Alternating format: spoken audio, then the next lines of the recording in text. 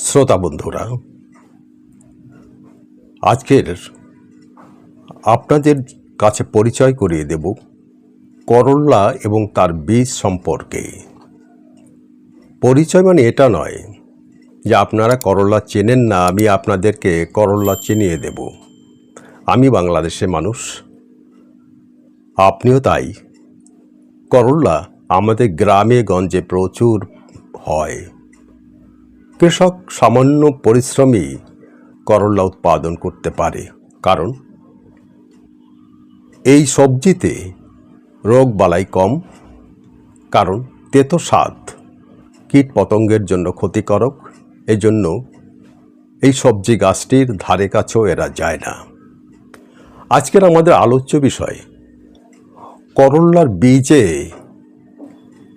কি উপকার বা ক্ষতি হতে পারে। আমরা করল্লা খাই, কিন্তু আমরা জানি করল্লার বীজ আমাদের জন্য মারাত্মক ক্ষতি বয়ে আনতে পারে। এই জন্য আমাদের জেনে নেওয়া উচিত করল্লার বীজ আমাদের পেটে গেলে কি কি ক্ষতি হতে পারে। প্রথমত, করল্লার বীজে হজমে সমস্যা হতে পারে, কারণ এতে রয়েছে ল্যাকটিন, যেটা হজমের সমস্যা করে। ল্যাকটিন এক ধরনের প্রোটিন। এই প্রোটিন পেটে গেলে পেট ব্যথা হতে পারে, ডায়রিয়া হতে পারে, বমি বমি ভাব এবং পেট ফাঁপা হওয়ার মতো সমস্যা দেখা দিতে পারে। তাই করল্লা খাওয়ার আগে এই বীজটি আমরা পরিহার করার চেষ্টা করব। করল্লার বীজে অ্যালার্জি হতে পারে। অ্যালার্জি সবার নাও হতে পারে, তবে হতে পারে।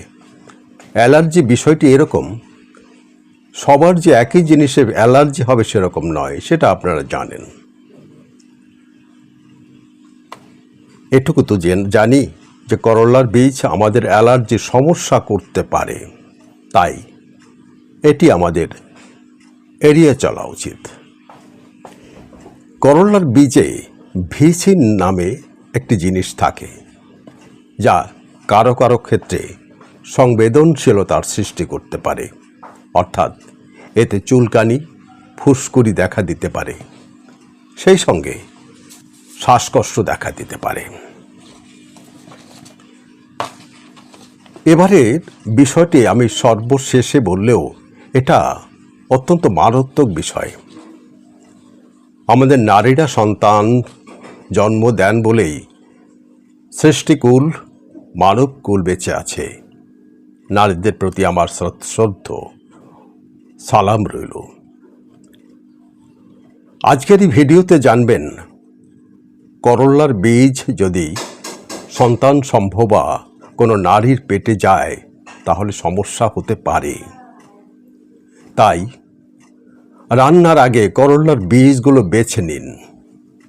বিশেষজ্ঞরা বলছেন গর্ভবতী মায়েদের করল্লার বীজ একদমই খাওয়া উচিত নয়। এটি খেলে জরায়ুতে সংকোচন এবং আরও কিছু জটিলতা দেখা দিতে পারে। সর্বশেষে আরেকটি বিষয় আমি সতর্ক করতে চাই। আমরা যারা ওষুধ সেবন করি, বিশেষ করে 30-40 বছর বয়সের পর আমরা বাঙালিরা ডাক্তারের দ্বারস্থ হতে বাধ্য হই। আমরা কোনো না কোনোভাবে ওষুধ সেবন করি, কখনো ডাক্তারের প্রেসক্রিপশন অনুযায়ী, কখনো নিজেরা। আমরা মনে হয় প্রত্যেকেই ডাক্তার, কেউ নিজে নিজে ডাক্তারি করেননি এমন ঘটনা খুবই কমই আছে। আর তাছাড়া ডাক্তারের কাছে যাওয়াটাই ঝঞ্ঝাটপূর্ণ এবং অন্যান্য দিক থেকে বিবেচনায় রেখে অনেক ক্ষেত্রে নিজেরা ওষুধ নির্বাচন করতে হয়। যারা ডায়াবেটিসে আক্রান্ত, যারা ডায়াবেটিসের ওষুধ খান, তাদের জন্য করল্লার বীজ খাওয়া একেবারেই না।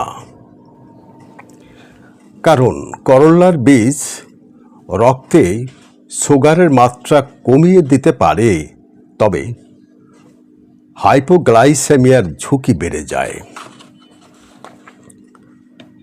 তাই করল্লার বীজ নয়, আপনি করল্লার শরবত খেতে পারেন, এবং সে শরবতটা তৈরি করতে হবে করল্লার বীজটি ফেলে দিয়ে। আপনারা সবাই ভালো থাকুন।